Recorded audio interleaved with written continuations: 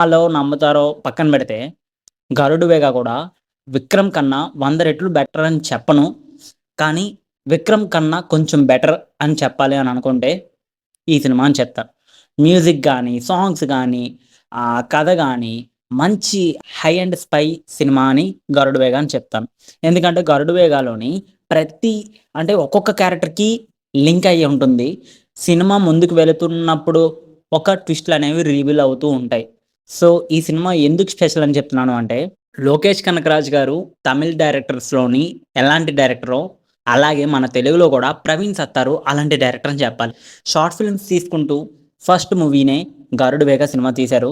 తర్వాత తన ఫిలిమ్స్ వచ్చాయి గానీ, అంత పెద్దగా ఆడియన్స్‌ని అట్రాక్ట్ చేయలేకపోయాయి. కానీ ఈ సినిమా ఎందుకు బాగా అట్రాక్ట్ చేసిందంటే, తను తీసుకున్న స్టోరీ గాని, సినిమాలోని ట్విస్ట్‌లు గాని బాగా వర్కౌట్ అవ్వడం. అలాగే ఈ సినిమాకి రాజశేఖర్ గారు మెయిన్ లీడ్‌లో నటించడం.